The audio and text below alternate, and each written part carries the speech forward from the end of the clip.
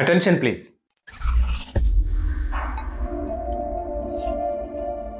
పచ్చి కొబ్బరి గుడిలో ప్రసాదం ఇస్తే కళ్ళకద్దుకుని నోట్లో వేసుకుంటారు.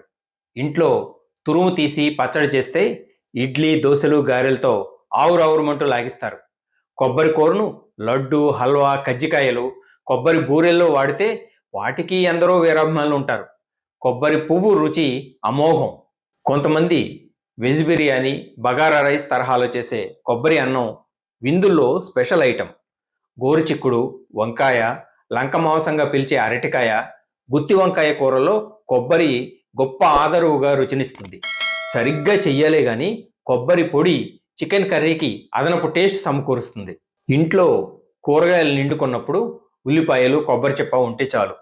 ఉల్లి ముక్కలు కొబ్బరి తురుముతో చేసే కొబ్బరి పులుసు ఇల్లాళ్లకు మహగొప్ప ఆప్షన్. ఉల్లి తరుగు కొబ్బరి తురుము కొద్దిగా వేయించి పసుపు ఉప్పు కారం జల్లి గ్లాసెడ్ నీరు చింతపండు పులుసు చేర్చి కాసేపు ఉడికిస్తే చవులూరించే కొబ్బరి పులుసు రెడీ అవుతుంది. కాయ మొలకెత్తి అది పాతిన 6-10 ఏళ్లలో దిగుబడి మొదలై 60-80 సంవత్సరాల జీవితకాలం ఉండే చెట్టు నారికేళం లేదా కొబ్బరి లేదా టెంకాయ. రైతును అతడి కొడుకుల్ని మనవల్ని కూడా ఆర్థికంగా ఆదుకునే కొబ్బరిని 3 తరాల చెట్టు అని మురిపెంగా పిలుచుకుంటారు. సంతానం కలిగిన వాళ్లను ఊరడిస్తూ ఓ 4-5 కొబ్బరి చెట్లు ఉంటే చాలు ఆ దంపతుల బతుకు నిక్షేపంగా వెళ్లమారిపోతుంది అని గతంలో ధైర్యం చెప్పేవారు. అది కొబ్బరి చెట్లతో బతకడం. కొబ్బరి అంటేనే తింటేనే జీవితం. దేశవ్యాప్తంగా కొబ్బరి దిగుబడి ఏ రాష్ట్రంలో ఎక్కువ తెలుసా? 2023-24 లెక్కల ప్రకారం కర్ణాటకలో 726 కోట్ల కాయల దిగుబడి నమోదైంది. తమిళనాడులో 578 కోట్లు, కేరళలో 564 కోట్ల కొబ్బరికాయలు పడ్డాయి. వాటి తర్వాత 4వ స్థానం ఆంధ్రప్రదేశ్ది. 8.25% దిగుబడి ఏపీది. దేశం మొత్తం మీద కొబ్బరి దిగుబడిలో ఈ 4 రాష్ట్రాలదే 90% వాటా. దేశంలో అతిపెద్ద కొబ్బరి మార్కెట్ కర్ణాటక మాండ్యా జిల్లాలోని మద్దూరులో ఉంది. ఉత్పత్తి పరంగా కర్ణాటకలోని తుముకూరు జిల్లా, తమిళనాడులోని కోయంబత్తూర్ తిరుపూర్ ప్రాంతాలు, కేరళలోని కొల్లాం కోచి త్రివేంద్రం, ఆంధ్రప్రదేశ్లోని కృష్ణా తూర్పుగోదావరి ప్రాంతాలు ముందున్నాయి. కొబ్బరి వాడకం ఎక్కడ అత్యధికమో ఊహించగలరా? కేరళలో దాదాపు ప్రతి ఇంట రోజు 2-3 టెంకాయలను వాడతారట. ఇండియాలో అతి తక్కువ గుండె జబ్బులున్న కేసులు కేరళలోనే అన్నది ఇక్కడ ప్రత్యేకంగా గుర్తించాలి. తెలుగు రాష్ట్రాల్లో కొబ్బరి వాడకం తక్కువగా ఉండడానికి 2 ప్రధాన అపోహలే కారణాలుగా కనిపిస్తున్నాయి. గుండె జబ్బులు బయటపడ్డవారు పచ్చి కొబ్బరి తినకూడదు అనేవారున్నారు. కొబ్బరిలో కొలెస్ట్రాల్ ఉంటుంది గనక గుండె జబ్బులు దాపురిస్తాయని కొందరు భయపెడుతుంటారు. ఈ వీడియో షూట్ చేయడానికి ముందు నేను గూగుల్ చేసి చూశాను. కొబ్బరిలో కొలెస్ట్రాల్ 0. ఇంకో ముఖ్యమైన విషయం ఏంటంటే కేవలం జంతు సంబంధమైన ఆహారాల్లోనే కొలెస్ట్రాల్ ఉంటుంది. వృక్ష సంబంధ ఆహారాల్లో ఉండదు. ఇది ప్రకృతి వైద్య నిపుణులు బల్లగుద్ది చెబుతున్న నిజం. రెండో అపోహ కొబ్బరి తింటే దగ్గు వస్తుందని, వస్తే వదలదని. ఒక చెక్క లేత పచ్చి కొబ్బరి తినేసినా దగ్గు రాదు. ఎటొచ్చి ఎండు కొబ్బరి తిన్నప్పుడు మాత్రం జాగ్రత్త. రోజు ఒక కొబ్బరి చెప్ప తింటే అనేక విధాల లాభాలు కలుగుతాయి. కొబ్బరిలో ఉండే రాగి, magnesium, potassium, iron, selenium, zinc దేహారోగ్యానికి ఉపయోగపడతాయి. Folate, vitamin B1, B6, B9 లాంటివి ఒంటికి ఎంతో మంచివి. కొబ్బరి తింటే తక్షణం శక్తి వస్తుంది, జీర్ణశక్తి మెరుగుపడుతుంది, మూత్రనాళాల ఇన్ఫెక్షన్ తగ్గుతుంది, అల్జీమర్స్, మెదడు సమస్యల నుంచి కొబ్బరి కాపాడుతుంది.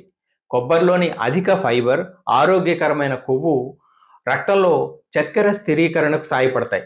కొంతమంది అనుభవజ్ఞులైన వైద్యులు చెప్పేది ఏమిటంటే కీమోథెరపీ కారణంగా నష్టపోయిన కణాల రెస్టోరేషన్కి కొబ్బరి నూనెలోని యాంటీ ఆక్సిడెంట్లు ఎంతగానో ఉపయోగపడతాయని.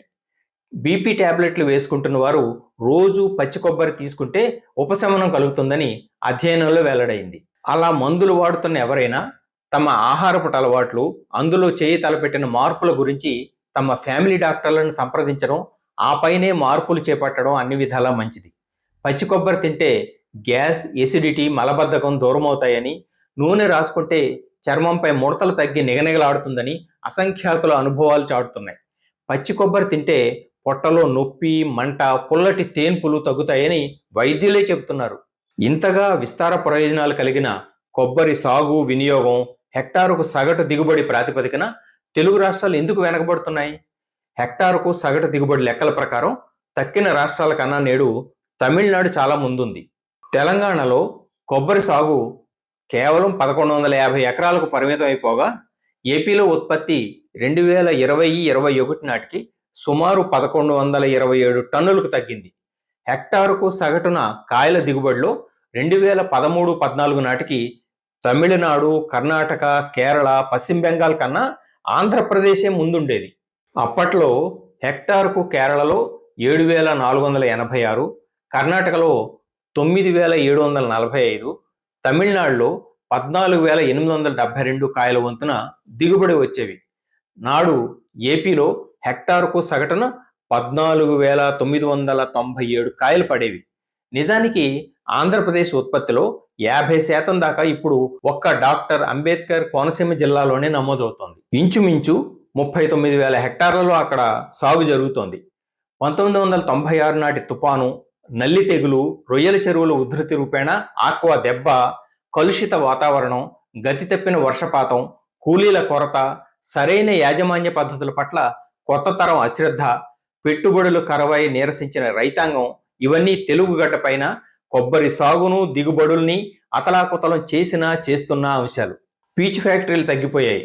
కురిడికాయల ఎగుమతి, చిప్పలతో వ్యాపారం, మహారాష్ట్ర లాంటి చోట్లకు పండగలప్పుడు ప్రత్యేకంగా ఎగుమతులు గాడి తప్పాయి. కొబ్బరి వ్యాపారానికి పేరుపడ్డ అంబాజీపేట వంటి కేంద్రాలు కళాకాంతులు కోల్పోయాయి. తోటి రాష్ట్రాలతో పోటీ పడలేక, దిగుబడులు పెంపుదల సాధించలేక, ప్రయోగాల మాట అలా ఉంచి నెలకోసారి దింపుల వైభవం పునరుద్ధరించలేక రైతులు కుంగిపోతున్నారు. కొబ్బరి సాగు విస్తీర్ణం పెంపుదలకు, కొబ్బరి తోటల పునరుత్తేజానికి ఉద్దేశించిన పథకాల ప్రయోజనాలు ఎవరికైనా వనగూడుతున్నాయా? ప్రభుత్వాలు సాకల్యంగా సమీక్షించాలి. ప్రపంచవ్యాప్తంగా పరిశీలిస్తే Indonesia, Philippines, India, Brazil, Sri Lanka కొబ్బరి సాగులో టాప్ 5గా లెక్క తేలుతున్నాయి. దేశం వెలుపల ఇండోనేషియా, ఫిలిప్పీన్స్ అనుభవాలను, దేశం లోపల కర్ణాటక, తమిళనాడు, కేరళల ఎక్స్పీరియన్స్ను ఉభయ తెలుగు రాష్ట్రాల ప్రభుత్వాలు కూలంకషంగా మదింపు వేయాలి. రైతాంగం సమస్యల్ని లోతుగా అర్థం చేసుకోవాలి. వాటిని చక్కదిద్దేలా పథకాల్ని పూర్తిగా ప్రక్షాళించాలి. నాణ్యమైన కొబ్బరి దిగుబడులు సాధ్యమై దేశంలోనే నంబర్ 1 అనిపించుకునేలా తెలుగు రైతులు పురోగమించాలి. ఆ రోజున కొబ్బరి రైతులకు కాసుల పంట, తెగుళ్లు లేని కాయల దిగుబడులతో ప్రజలకు ఆరోగ్య సౌభాగ్యం రెండూ సుసాధ్యం అవుతాయి. మళ్ళీ మరో అంశంతో మీ ముందుకు వస్తాను. This is Balu Ekkal Devara signing off. నమస్తే.